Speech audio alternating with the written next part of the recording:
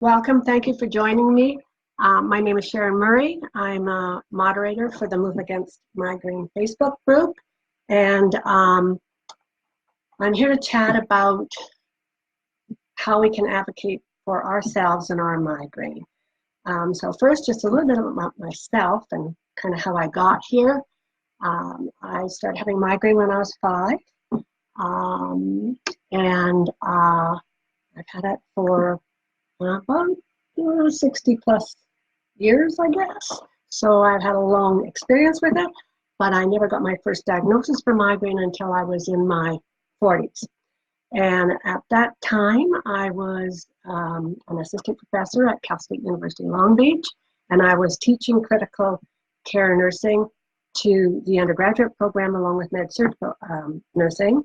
I was a research assistant for one of my professors, and I did consultant teaching.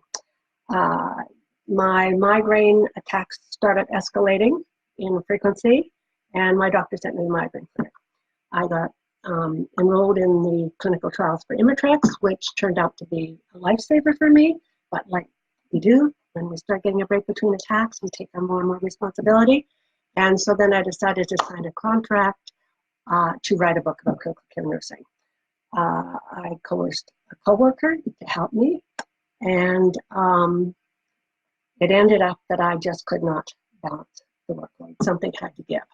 So I ended up having to leave faculty, and by the time I finished the book, I was well into chronic migraine and medication overuse headache, and that became the pattern of my life. It took me about 6 years to work my way back to episodic migraine, and during that time, I used my love of research to find more about this disease that had hijacked my career and basically a lot of my life, and what I could do about it to help myself. I also researched Eastern medicine because I'd started acupuncture and I wanted to know how it worked.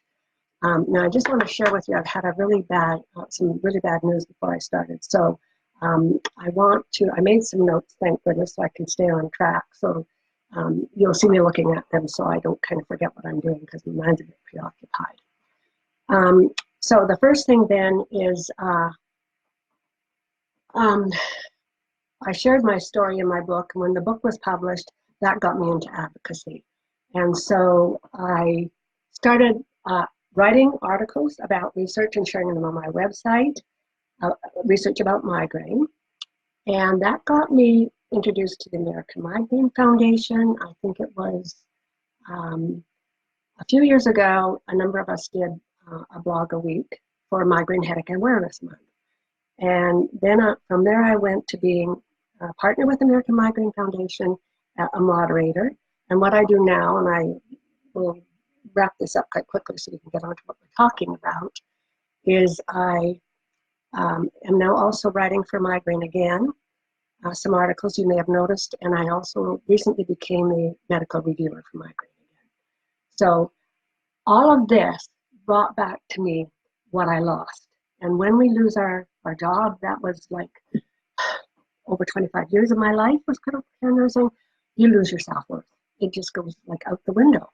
And so when we're looking at advocacy and advocacy for ourselves, there's numerous ways we can advocate. It comes in a variety of shapes and forms, just like migraine. And so you just have to find the one you love, what you feel comfortable in doing, whether it's out in the community, whether it's in your home, with your family, your coworkers, your doctor. And those are the things we're going to talk about. So let's get to kind of the basics of what we're doing. If you only remember one thing and internalize this, migraine is not our fault. Migraine is in our genes and it's in our biology. We did not choose to have migraine disease. And that is the first thing when we're advocating for ourselves, we want people to know. So a little bit about genes. I like Dr. Dodek's version of, and I'll get a link for the interview at the end, is there's a thing called a polygenetic risk score. And with that polygenetic risk score, the more variation in genes we inherit, and I think there's been like about over 90 identified, the more likely we are to express migraine disease, the more likely we are to express it earlier in our life, and the more likely we are to have a severe form of migraine disease. The second thing is biology. And I like Dr. Peter Goldsby. A lot of what he says is really kind of easy to explain migraine disease. It's in our brain, okay? And there's a number of areas in our brain that have been identified, and it's important for us to know these because it helps us appreciate some of our symptoms. And one of them is the hypothalamus. And the hypothalamus is just like this really small area, almond at the back of our brain here. And it really is the chief commander of our body. It controls all the routines that are important, the functions that are associated with migraine. So our sleep, our eating, our hydration, and our migraine brain just doesn't like these ups and downs. And those are when we have things like thirst, fatigue, nausea, hunger, food cravings. That isn't a warning sign of a migraine to start. It's a warning sign that we're already in an attack. And this is the time that we need to sit back and do something as an intervention. Talk to our doctor, either do some meditation, deep breathing, whatever it is that can help us maybe decrease the severity of the attack that's coming, or maybe even prevent, or or headache that's coming. We're already in the attack, or decrease the severity of the symptoms in the attack. So that's important because the hypothalamus is especially important in talking and discussing about advocating for ourselves when we later get to family and coworkers and some of the things. So I'm just going to take a peek here. That's enough of that. So first, getting the right doctor. Again, I like some of the way Dr. Goldsby talks about migraine and what's important for us to share with our doctors. And the first one is, how much migraine do you have? And then for people just joining, I'm Sharron Murray. I'm here, moderator, and I'm talking about how we advocate for ourselves in migraine. So with our doctor, how much migraine do you have? This is really important because it's the frequency of our attacks. So your doctor needs to know, if you have 3 attacks in a month, think about it now. If those 3 attacks go for 3 days, you're 9 days in a month out with migraine. If you've got chronic migraine and you have more, like say you're up to 15, you're having a migraine attack every day, or in some phase of your migraine attack every day. So that depends on the type of medication we get. And so the other thing that goes along with that is the appearance of migraine. What are our symptoms? So what is your main symptom? Is it dizziness? Is it head pain? Is it nausea? And those are the things that we want to, when we talk to our doctor, it's really important. They need to understand what symptom bothers us the most, what makes us the most disabled, and get the appropriate treatment for us in our attack. The other thing that's really important is our comorbidities. So particularly with depression and anxiety, there's some of those are showing common links with the biology that is the biology of migraine. And we need to share these and other chronic pain disorders. So we need to share these with our doctor again. So we're real, we're honest, and we're open in about whatever comorbidity we have. So we will ask for help. We'll ask for a therapist. We'll ask for cognitive behavioral therapy. That's it. There's no shame or blame in anything that goes with migraine. It's all in the biology in our brains. Let's see. If you have any questions or comments, I'll try to get those at I can't see those on my screen actually here. So I'll try and, oh, there you go. Thank you for all saying hello. You can hear me. And I'll try and kind of scroll down and check some of these comments.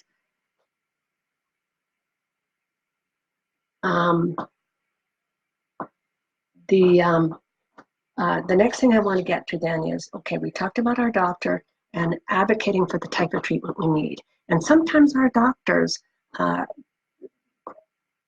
like everyone else, depending on the type of doctor we have, we might not be getting that treatment because they may not get it. They might not get our migraine and what it means in our lives. So this is another really important point.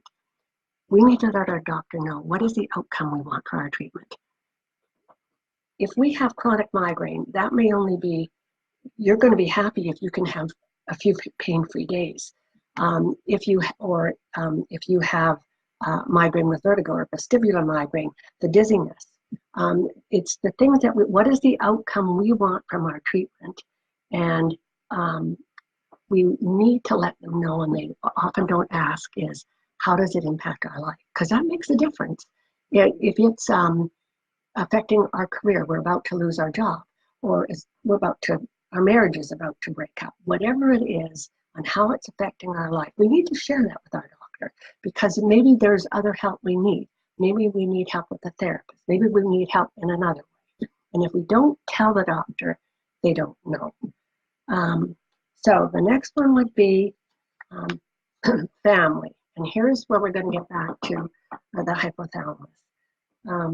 When we're discussing migraine with our family or with our co-workers, with whoever it is, we want to do it in terms that they'll understand. But again, we want them to appreciate it's the biology of migraine that is what causes us to have our symptoms. And I kind of like the hypothalamus because I like to think of balance in the brain and in my body. And so if it's a child I'm talking to, and children are our family, I look at it and I say, okay, you know how your bicycle, you have to have your bicycle balanced, right, in order to ride your bicycle. And if you're not balanced, sometimes when you're too young, you need training wheels, right? That supports your bicycle, so you ride steady. Well, that's kind of like me. I have to have balance. And if I don't have balance, then I kind of get sick. And you can call it a migraine attack or however you want to phrase it. But then my head hurts and my tummy hurts, and I may have to take some medicine and lay down for a while. And while I do that, maybe you could play quietly. Maybe you could watch a little thing on TV with the sound down really low, but something that they can kind of relate to and in their terms, and they can appreciate that what you're having is not, when you say disease, make sure it's not catchy or contagious kind of thing, but that you need to take these steps so that you can then get up and go out and join activities with them. Let's see, no. So then if we go to our partner and our relationships, we can talk about it and maybe use it as a weigh scale going up a step. So you're more talking in a more adult kind of thing. That I kind of like to talk to my husband like that. Okay, think of a scale, a weight scale. If I have too much on one side, I go like this. And that kind of is like for us, triggers. You got too many, boom. And guess what happens? You get a migraine attack. So in order for me not to have that happen, then I need him to help out somewhat. He has to understand why I need regular sleep, why I have to have regular meals, why I'm sensitive to light and sound and I have to take special precautions, and why, my husband loves sports cars, why I can't necessarily go on a drive with his car club when it's like 100 degrees and humid outside. And maybe it's better I go on a cooler day where I'm not going to be so fragile, well, not fragile, so vulnerable is the better term, to changes in the weather and the barometric pressure and those kind of things. And I think that's, again, I really like the expression from Dr. Goldsby, our migraine brain is vulnerable to change. So we just need to keep that in our mind and explain that to people, but in a way that, again, it's not our fault, it's the biology. Okay, so the next, let me see if I missed anything there on our family.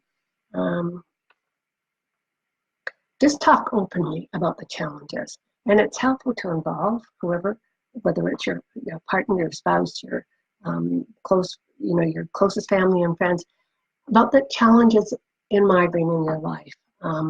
Too often we hide our migraine behind a smile. Yeah, I'm fine. I'm fine. Yeah, I'm fine. And we don't bring it out in the open. And when we do that, that contributes to stigma. We have to be able to share.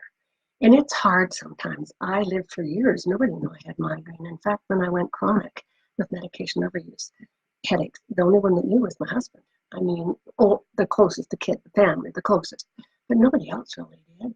And in a sense, I think I would have had a lot more appreciation of what I was going through, and I wouldn't maybe had some of those things said to me that are really hurtful. And we'll get to those in 1 second. But when we go to the coworker, it's the same thing. Talk about it in the language you can understand with your coworker. If they're saying, well, you're getting special accommodation because you're seeking attention. Oh, no, I'm not seeking attention. I wish that were the reason. I'm getting special attention because I'm seeking accommodation because having the lights, the fluorescent lights switched out, being allowed to wear a certain type of glasses, being allowed to have water at my desk, being allowed to have a quiet environment. Those things help me do my job better, and then I can be a better coworker for you. And always, again, bring it back to the biology so that somebody says, okay, well, look, my mother, she had migraine and she had headache is usually what it is. She had headaches and they stopped. And then you, at that point, can intervene. Well, migraine actually isn't a headache, and gives you an opening to talk a bit more about migraine disease and the other kind of symptoms. But also she stopped when she say, drank more water, or she stopped when menopause. Well, a lot of people don't. So again, it's explaining that migraine is individual in our lives. We're all unique in how it affects us. And you may have gone through menopause and it didn't stop. It actually got worse. And again, talking about how, again, our brain likes to be balanced. And part of that balance is our hormones. We need to have balance in our estrogen levels. And let's see now, what else on the coworker here? What did I miss there? Okay, I think the things people say that it kind of gets into some of these things.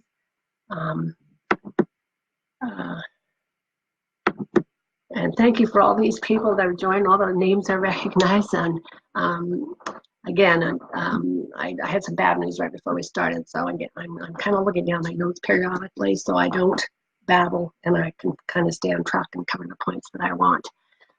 So when we talk about the things, first one, drink water and your migraine will go away.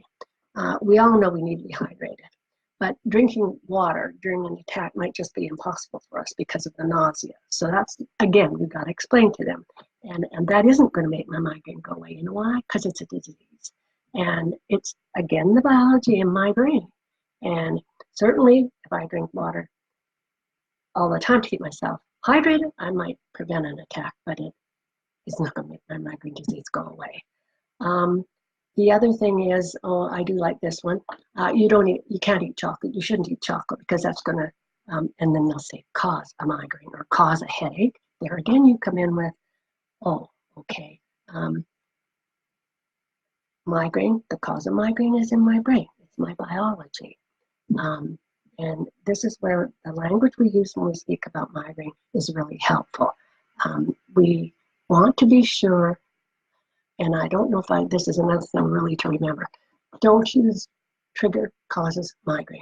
Because if you use trigger causes migraine, then you're going to say stress is a trigger, stress causes migraine.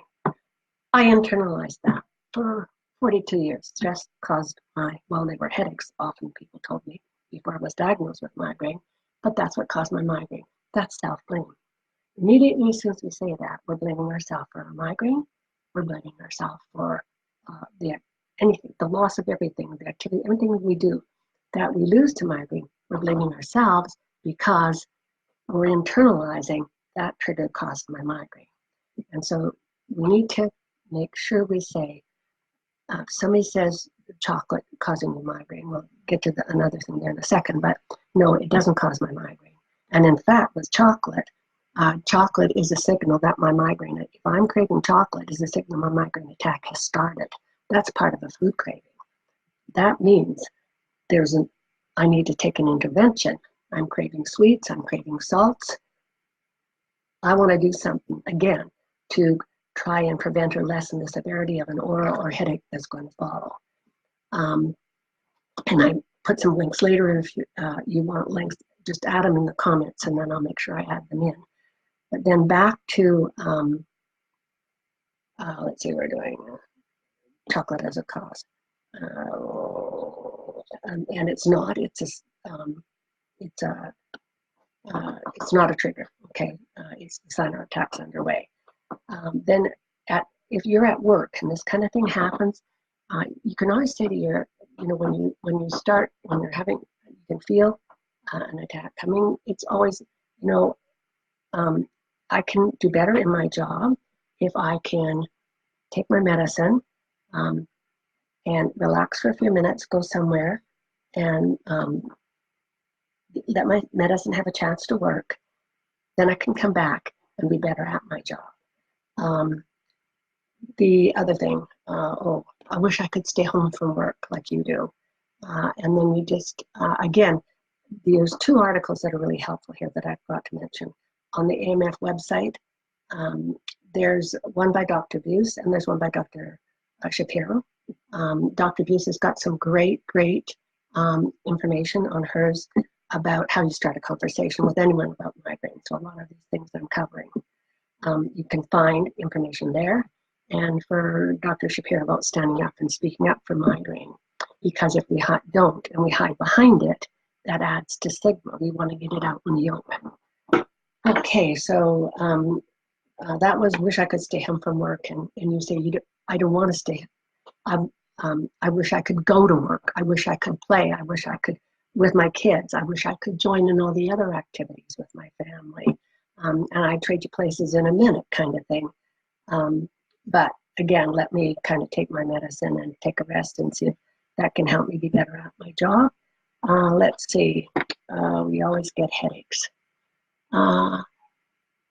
Okay, migraine. How this is one is another one to explain is you always get headaches. Well, again, the first thing you're going to say is migraine is not a headache. Migraine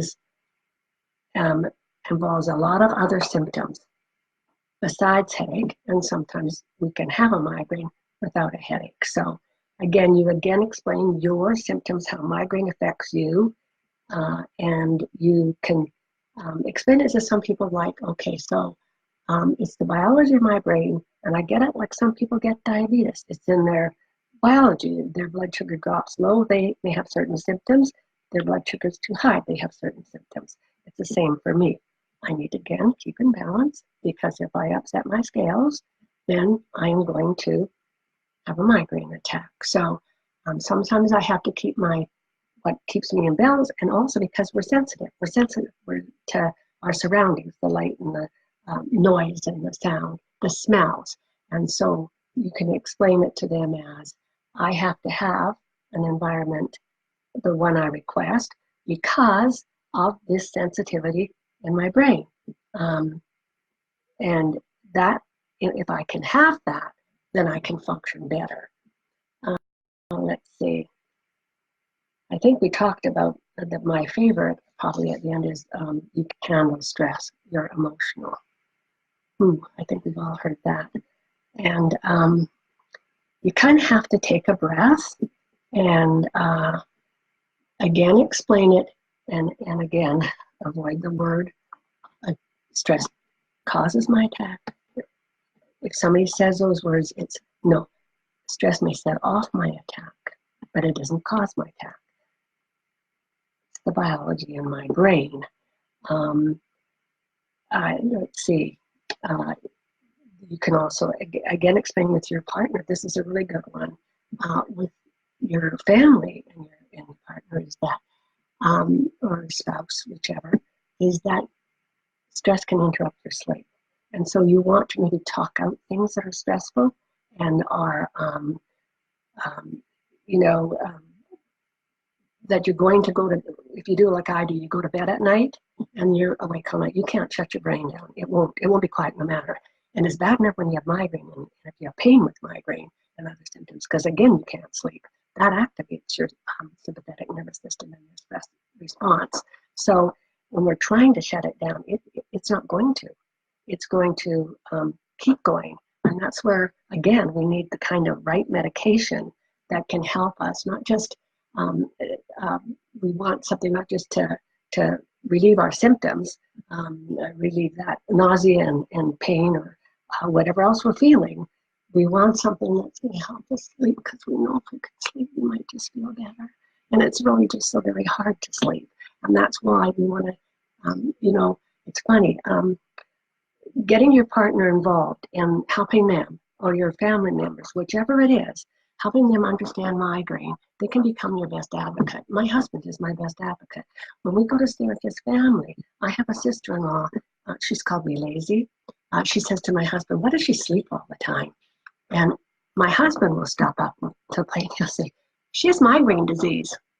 And he's the one who will start teaching people about migraine disease. So it's a good idea to involve your family. Give them the literature. There's lots on the AMF site. There's lots on other sites about how to speak to your family about migraine. Give them literature for them, especially if you're having a difficulty in your relationship with migraine.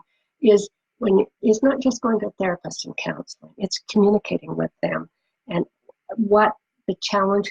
You know, again, Dr. Grosby, the migraine, it's the very biology, the biology in our brain that is the challenge of migraine and how we have to manage it.